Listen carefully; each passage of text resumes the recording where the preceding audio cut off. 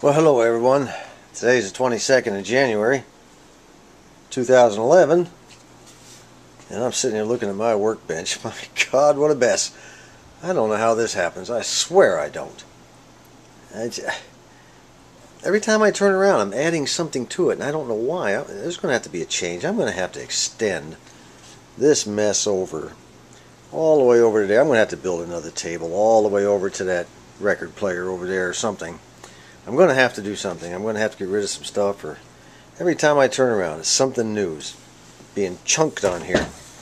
Anyway, I've got the old Rick McWhorter AM transmitter fired up, and today I picked up another item to add to the desk. I picked up a Magnavox DVD CD player down at Walmart, Wally World. A friend of mine, Daniel, up in Indiana. Nice feller, works on vintage radios all the time. Really good, skilled craftsman, electronic tech. Does an outstanding job. He sent me a bunch of music CDs, and when I say a bunch, he sent me 4 that he made.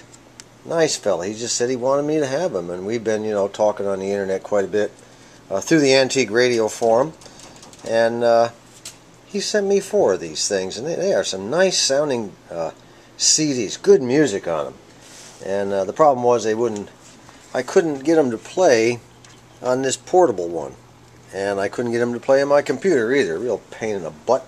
So I said, well, we're going to fix this problem once and for all. So I went down and I bought this Magnavox player, $29. I'm all set now. I can play either movies or music CDs or picture CDs, anything like that. So anyway, what else we got here? Just to kind of show you how things can get messed up on a workbench if you ever decide to maybe become a vintage radio repairman or restorer. This is the Philco I'm working on right now. It looks like a mess. That's because it is a mess. I'm changing out wiring. I've got wiring left and right. I've got all this old rubber coated wire you see right here just crumbling off. And it's got to go. It's got to come out of there, and I'm doing it one wire at a time. And it's going to be a long process. It's nothing simple. But anyway, all the coils have been checked out on this thing. Transformers, IF transformers, the oscillator, the antenna coil. The only thing I found bad was the lower half of the audio output transformer is open. So after I get a few more wires removed and replaced, I'll probably get up enough energy to remove that thing and start cutting into the paper. Maybe it's a break directly underneath the paper and I could fix it and get it working again, but the chances are that's not the case. It's probably fried down in there somewhere, and which means I'll have to get another one. Anyway, my old Heathkit HW101 has developed another problem. It won't oscillate above 3.8 megacycles. I don't know what I think. Maybe I bought a new VFO chassis for it. VFO meaning variable frequency oscillator box in there. And there may be some bad capacitors in there. I'm going to have to put brand new gear or brand new components in there. And I have more information. I want to do another video on this Atronics code reader. I have more information, and I'm going to do another video on that. What else we got over here? God, then we got all the tools I'm working on. You notice how the workspace keeps getting smaller, smaller, smaller? I got to do something. Over here I have a SX 140 by Hallicrafters that I bought off the club president, the Faulkner County Amateur Radio Club president. I offered him $40. He took it. It's a nice little radio. I had to go through and align it yesterday. Needed the alignment. Somebody had got in there, screwed up all the coils, all the inductors in the oscillator, and I had to bring, and the IF was totally messed up, so I had to bring all that back in. It's finally working, and works real good now, and I've been listening to it on my headset. And, the question is, what am I going to do with it? I have no idea what I'm going to do with this thing. I don't know, maybe sell it. I got to do something with it. It's just taking up space on the bench, and I don't need it. I don't need why I bought it, but we'll figure that out. Anyway, back here is the wire that I'm replacing. It's solid wire this time. I decided to buy I have always used the stranded, and this time I decided to go with solid wire. So they're both the same, 22 gauge. Got it from Radio Days. Same price, same voltage, current handling capability.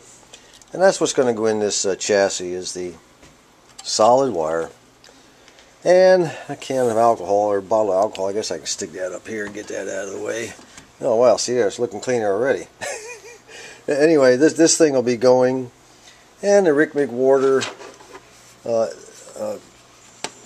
machine is going pretty good and working pretty good. I think I'm developing a slight gurgle. I'm not sure. Haven't had time to really pay that much attention to it.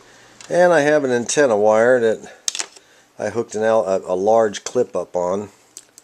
And when I was aligning this radio here, this SX140, I did it at work. And when I got done, I just hooked an antenna wire to the back of it, which is one end of this thing. And the clip, I ran out the window where I work and clipped it to a flagpole. Big old aluminum flagpole. Worked pretty good. I was picking up stations all over the place. I don't know what else I got here. I've got my, as you can see, everything is slipping and sliding away. Anyway, we'll see what we can do with this. See if I can't clean this mess up. By the way, oh yeah, one more thing I wanted to cover. There's a guy on the internet, and he's funny. I think he's funny. He calls himself Mr. Larry Lowe. M-R-L-A-R-R-Y-L-O. And I've been watching his videos for quite a while. I just sort of stumbled across him one day, and I thought he was funny. He's from New York, which is the state that I was born in. And Mr. Larry Lowe, he used to keep me just laughing and laughing, and then of course the New Year came around and he decided he's not going to cuss anymore and all that stuff. You know, his best videos was when he cussed up a storm. He did one about the Yankee Candle Company at Christmas time, which I just laughed and laughed and laughed. Anyway, if you ever get a chance, give old Mr. Larry Lowe a little bit of your YouTube business. Just type in Mr. Larry Lowe, and he's quite a feller. You know, he thinks he's a liberal. I'm a liberal. No, you're not a liberal, Larry. You are a conservative, you know, who thinks he's a liberal. Alright, let's check out this DVD CD player, and one of the CDs that Daniel up in Indiana sent me. Daniel, I appreciate it. Let's see what happens here. Alright. Alright.